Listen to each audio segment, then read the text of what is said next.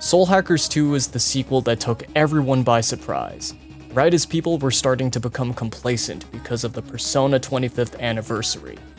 This was before the announcement of the series going cross-platform, by the way. It certainly caught me off guard. I was thinking about playing Soul Hackers 1, but opted to play Devil Survivor Overclocked instead, and right as I was finishing up the game, the trailer dropped. Because this game came so out of left field, I wasn't really sure what to expect. I knew for a fact it was going to be a vastly different beast, but in what way was going to be a complete mystery for a while. Now that I've gotten the chance to play the game for myself, I don't know, I guess I have an excuse to talk about it. Before we go any further, I will warn you right now that I'm going to be spoiling everything about Soul Hackers 2. Spoilers will be written throughout the entire video, so if you don't want to hear any of that, please go beat the game first before proceeding any further with this video. I'd also like to extend a special thank you to Atlus for providing me with an early access code. Now, enough beating around the bush. I know what you're all here for. You're waiting for me to address this. What do I mean by this? Well, I guess I have a lot of explaining to do.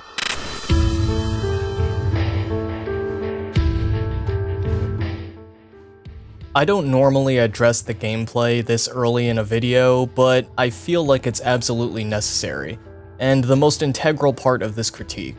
So I want to ask all of you if any of this sounds familiar. What if we had a modern Persona game with an all-adult cast? What if we took Mementos, but made it not randomized? What if all the characters could change personas like the older games? Oh, I'll do you one more. What if the story actually affected your bond with the characters? Oh, even better.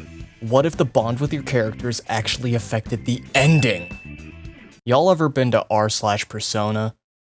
Well, good news, or bad depending on who you are. The things that Soul Hackers 2 tries to do have a strong resemblance to the ideas provided to us by our dear Megaten community.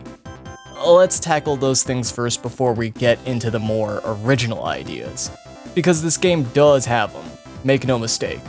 Firstly, I want to address the thing people probably thought of when I said Persona: soul levels. This is a mechanic that involves Ringo spending time with her teammates, specifically at the Bar Hydra. This will increase the soul level of the characters she spends time with. Believe it or not, this is actually the least similar thing to Persona of the Persona-like inspired mechanics of this game. The soul level system is actually a lot more simple.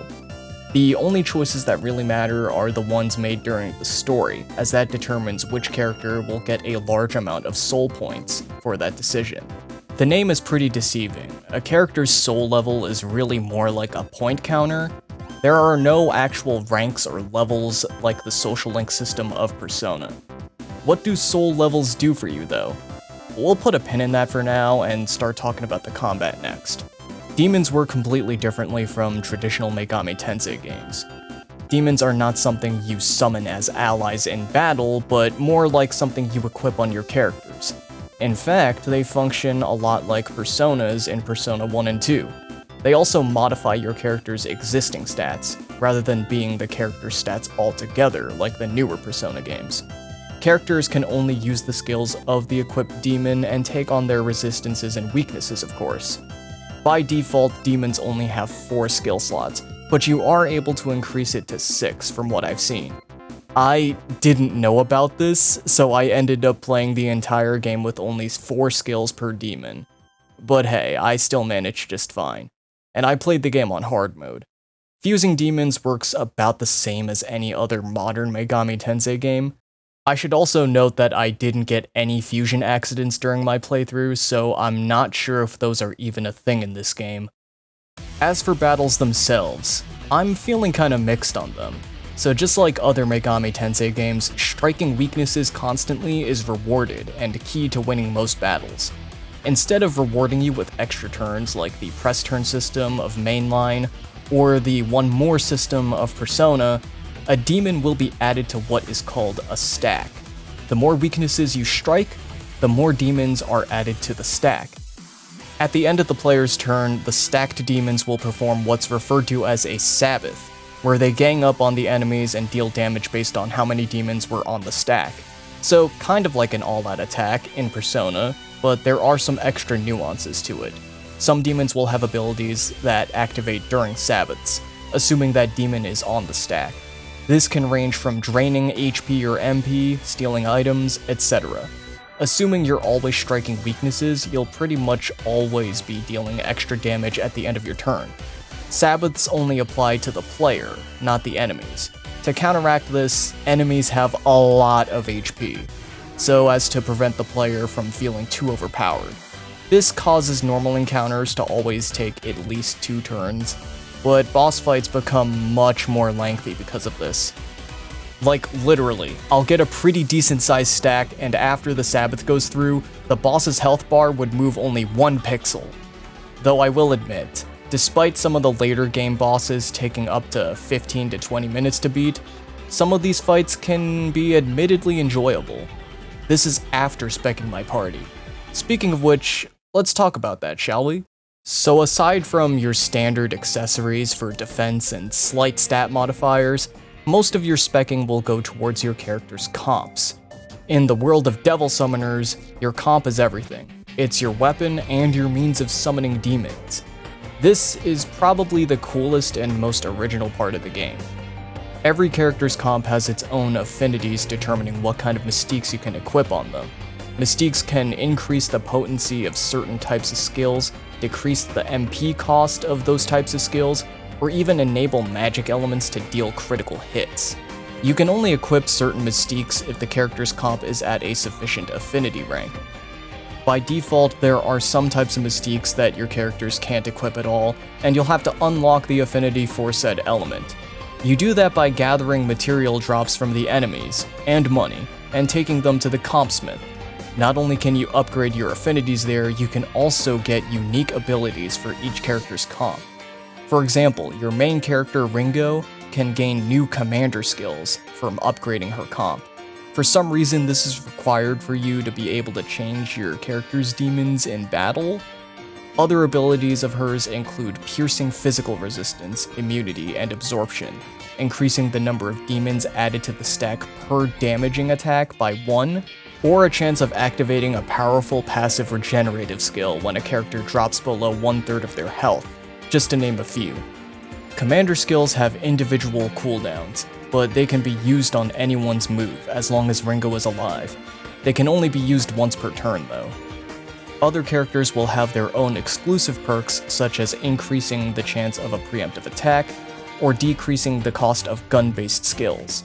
It's almost therapeutic how relaxing it is browsing through and choosing upgrades for your characters, while listening to one of the most chillin' tracks ever.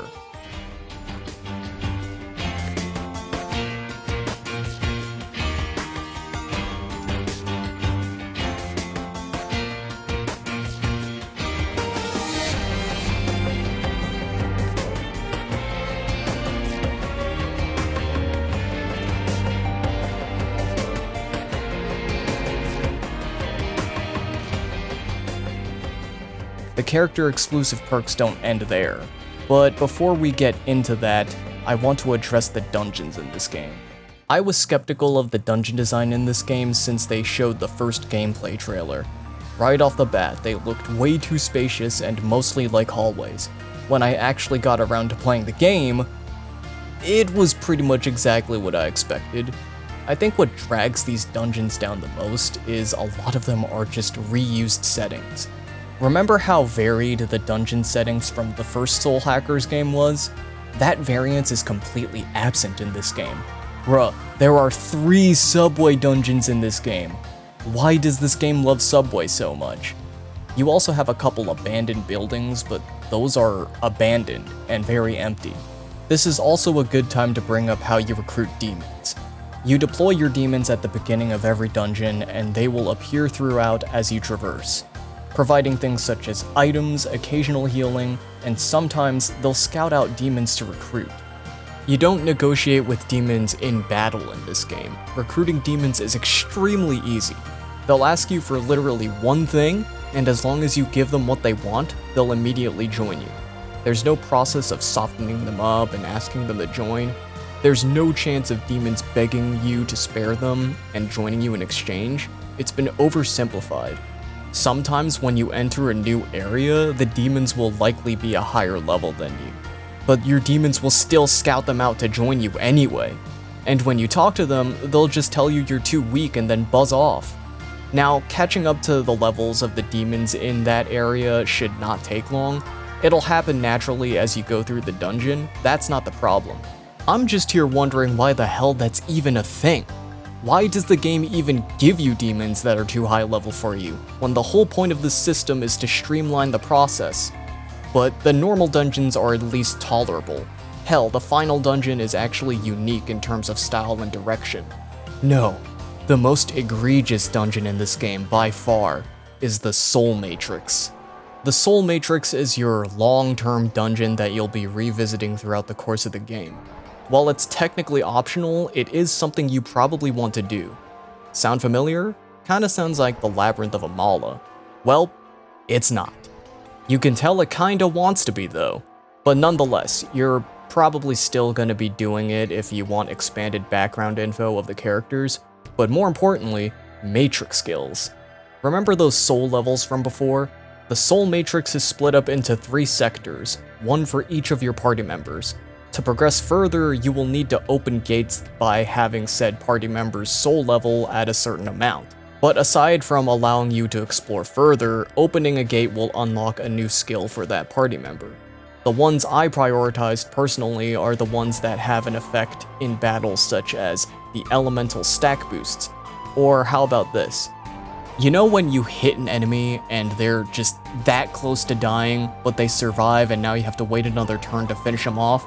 There's a skill that just finishes the job for you. It's not absurdly broken like Ryuji's insta-kill shit, or Futaba just giving you an all-out attack at the beginning of a fight. You still have to do most of the legwork yourself. The elemental stack stuff does sort of push your party members more towards a certain element, which may discourage some people from giving them stuff other than said element, but I'd still say there are instances where you'll have to break away from the optimal setup for a character in certain enemy matchups. So what's so bad about this Soul Matrix stuff? It sounds like a place to get good shit. Unfortunately, despite being called the Soul Matrix, it's ironically the most soulless dungeon to ever exist. And before anyone brings up Persona, I shouldn't need to remind you why those dungeons were way more tolerable. It didn't take 3 hours to clear a single floor in Persona.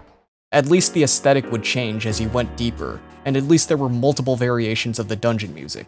You wanna know how many dungeon themes are in this game? 3. One for the entirety of the Soul Matrix, not even a different version for each character's sector. One for all the normal dungeons, and one for the final dungeon.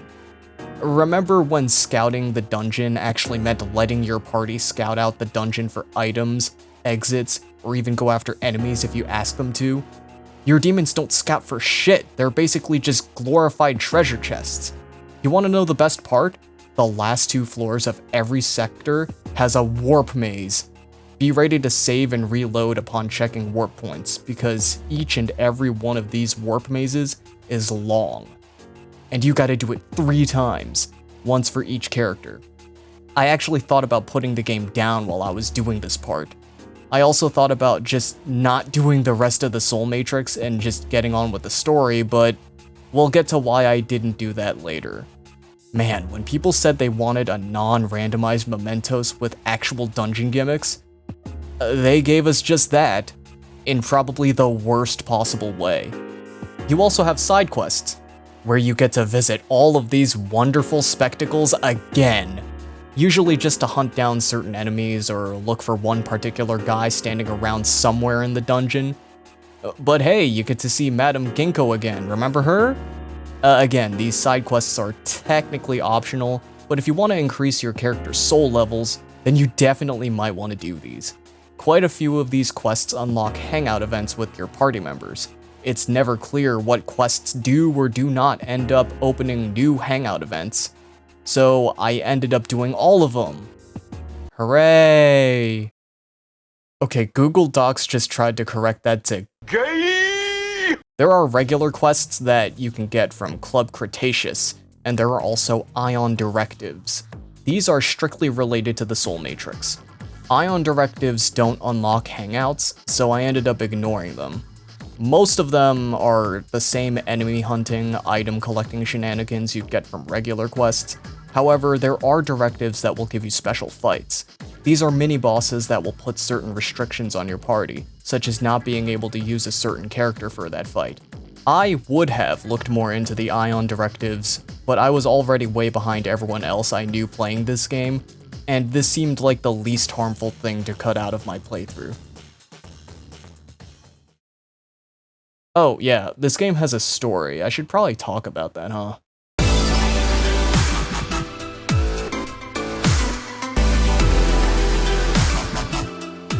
The story takes place in the far future, where the advancement of technology and society has stagnated.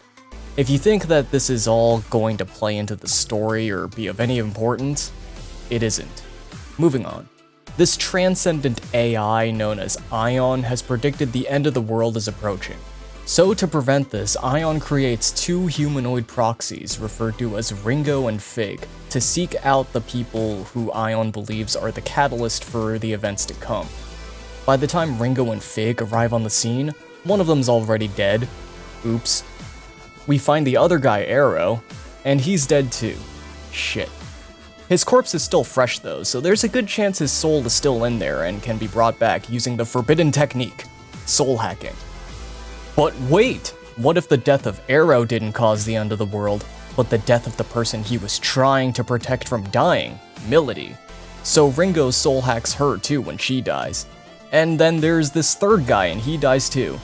And you know what, we'll bring him back too, why not? So in short, there are two dominant factions in the Devil Summoning world, the Yatagarasu and the Phantom Society. If you've played the first Soul Hackers game, you'll already be familiar with these groups. So the Phantom Society is after these things called Covenants. If you're wondering what those are, I have no idea either. The game is extremely vague about them. All the game tells you is that apparently they have power and make you stronger. And when you collect all of them, you can summon Shenron to grant a wish for you. And by Shenron, I mean the Great Will, and by making a wish, I mean completely purging the world and starting with a clean slate. Same thing, really. Covenants contain themselves inside people, and two of the people you soul-hacked back to life were holding their own. The Phantom Society killed them in an attempt to claim the Covenants for themselves. The Covenant from Milady transferred to Fig, while the other one from the third guy, Saizo, transferred into this monster guy named Zenin, who follows some guy who goes by Iron Mask. Iron Mask has his own Covenant, apparently. So now it's up to you and your pals to stop the Phantom Society from collecting the Covenants and ending the world. Arrow is a Yatagarasu member who went undercover in the Phantom Society to keep tabs on Milady.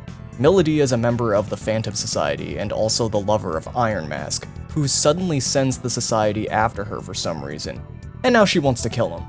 Saizo is a freelance summoner, a neutral party of sorts. To the game's credit, the premise is kinda gripping just from how it's presented. It comes off as a story that really wants you to get invested in it. They go into a lot more detail on how being a Devil Summoner works as a profession than in the first game. Devil Summoners get most of their services in neutral zones, where all summoners from Yatagarasu, Phantom, and freelancing summoners have mutually agreed not to fight each other in, and just kinda go about their own business. Many summoners accept requests and side jobs to make money. I know I just said I didn't like them earlier, but from a lore standpoint, it's interesting. Freelancing summoners will accept offers from either Yatagarasu or Phantom Society.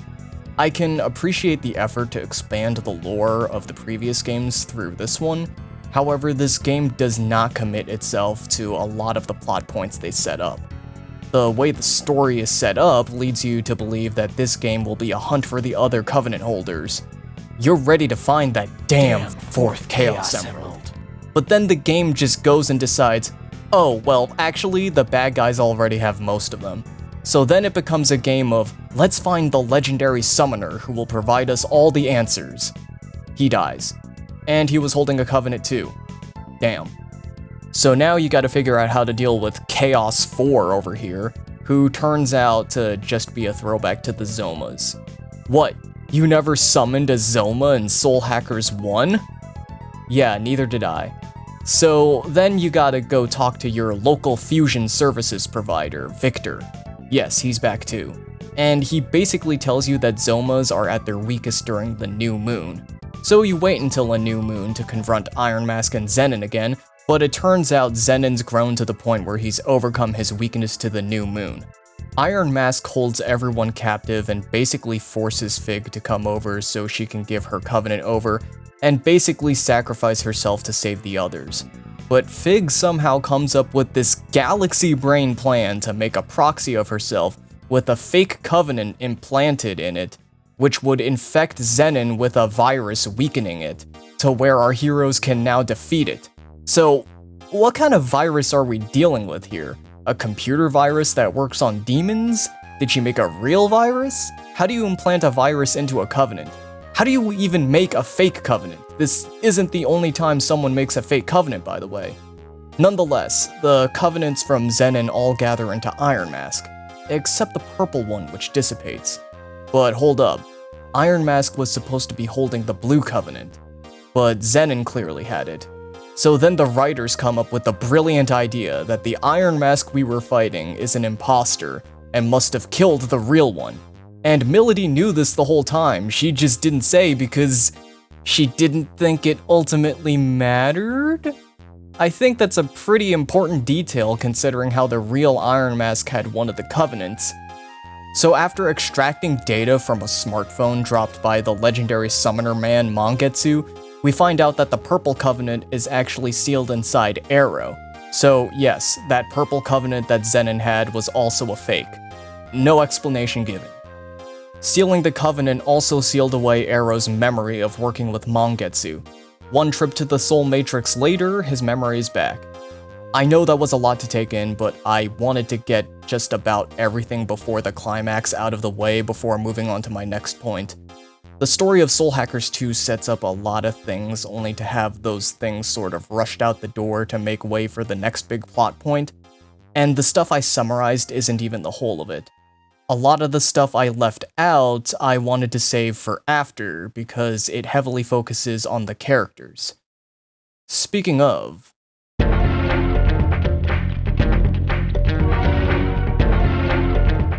As stated earlier, our main cast consists of characters all coming from different factions, so to speak. I mentioned Yatagarasu, Phantom, and Freelancers earlier, but I want to take the time to address our protagonist and where she's coming from first. Our main character Ringo and her companion Fig come from an all-seeing artificial intelligence called Ion. They never really explain where the hell Ion came from. Ion has just been there, apparently. Flamma, the big voice in the Axis who speaks for Ion, states that Ringo and Fig were intentionally designed to have differing personalities. The intent was for these two to appear as human as possible. If you want my honest opinion, they did a pretty good job. Maybe a little too well. To a detriment. Ringo, our protagonist, is actually not silent. Right off the bat, she already has a firm grasp on sarcasm and sass. At the end of the first boss battle, she also demonstrates her understanding of slang. We're supposed to believe that Ringo is basically a newborn and that she'll be learning more about being human throughout the game, but right out of the gate, she seems to already be most of the way there. Granted, there is one thing that Ringo doesn't quite have at the beginning. She's purely logical at first and often points out the counterintuitiveness of certain human behaviors and sentiments. That's something I suppose you can't really mimic or reconstruct in an AI. Sentiment. People can have very different sentiments from each other.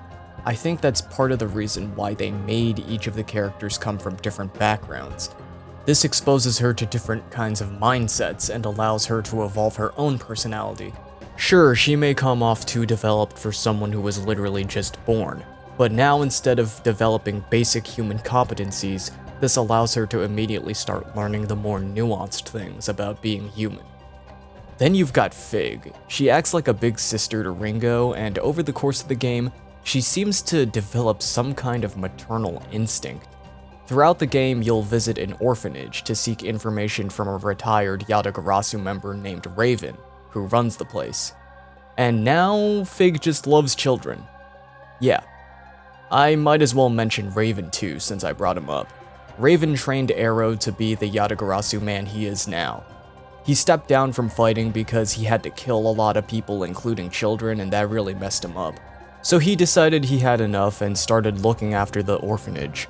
Even after finding out that the orphanage is just a front to raise possible future Yatagarasu members, Fig views it as such an honorable cause. Granted, the children are allegedly given the choice of whether they want to become a summoner when they're old enough. Good enough for me. I kinda stopped caring after a while. Speaking of Yatagarasu, next up is Arrow. Right out of the gate, I had a feeling that Arrow would be the most boring one of the group. And I was mostly right. Arrow's your average stickler for the rules, strong sense of justice, wanted to be a hero since he was a kid type of character.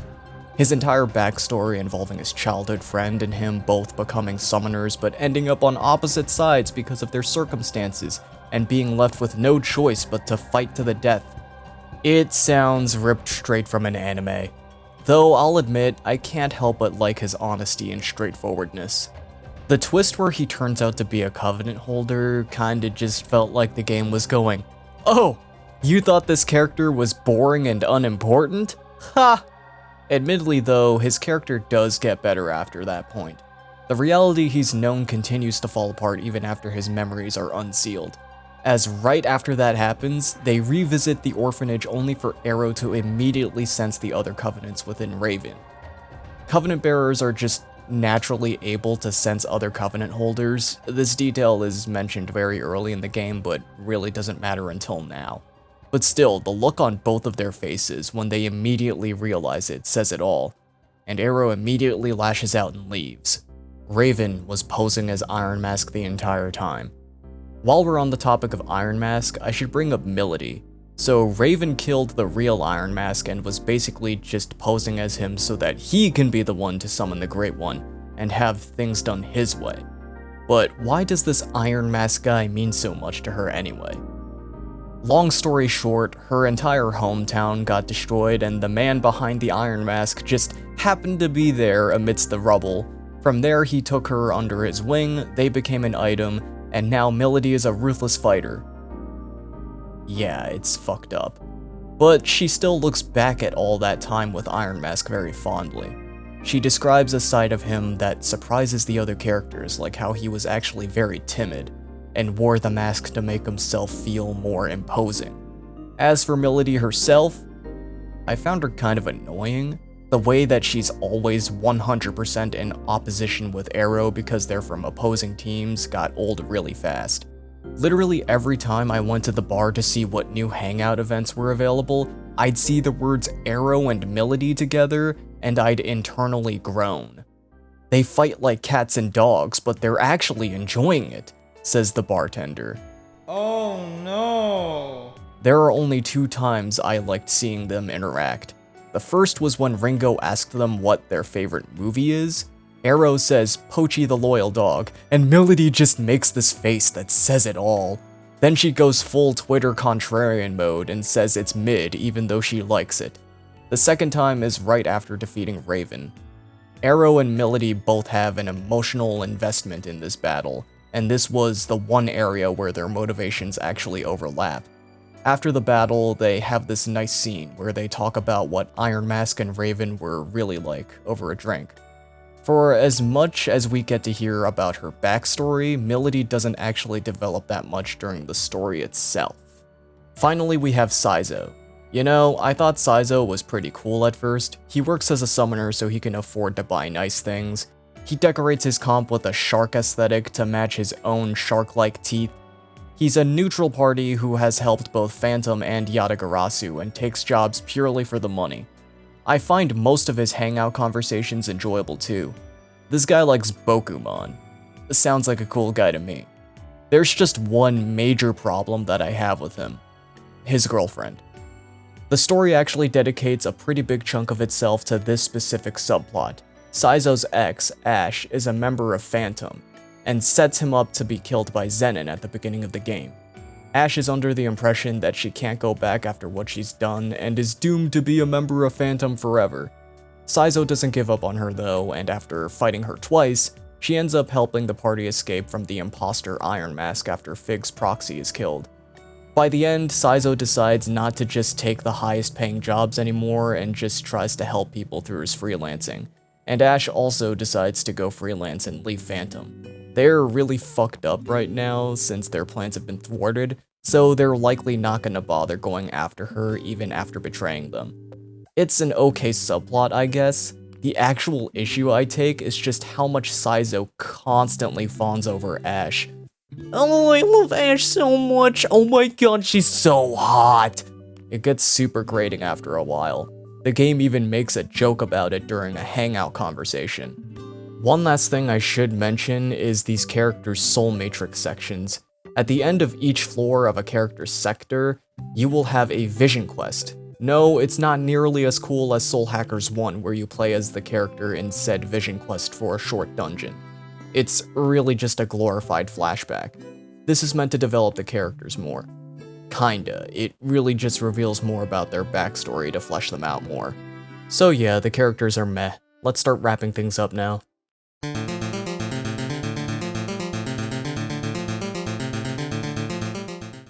So after the team does the deed and kills Raven, Fig jumps in and tries to save him the same way Ringo saved the others through soul hacking. Raven refuses to come back and passes on, leaving all the Covenants to Fig. Fig does not take this well at all, and she decides she's gonna use the Covenant's power to destroy the world and start anew, without the help of the Great One. Because Fig is a part of Ion and her function is to fulfill her Ion-given directive, I guess they just considered Fig's goal part of Ion's directive and allowed her to take full control? This leaves us with one last dungeon. You fight Azazel. He's simply referred to as the Grand Executor of the Phantom Society. So we don't actually know if this is the same one from Soul Hackers 1, or if it's just the same demon design. Just wanted to squeeze one last reference in there. You also run into this guy named Hozumi, who is apparently a higher up at Yatagarasu, so Arrow's superior, supposedly. This is possibly to set up something for another potential sequel, but for now you'll just have to stop him from trying to kill Fig.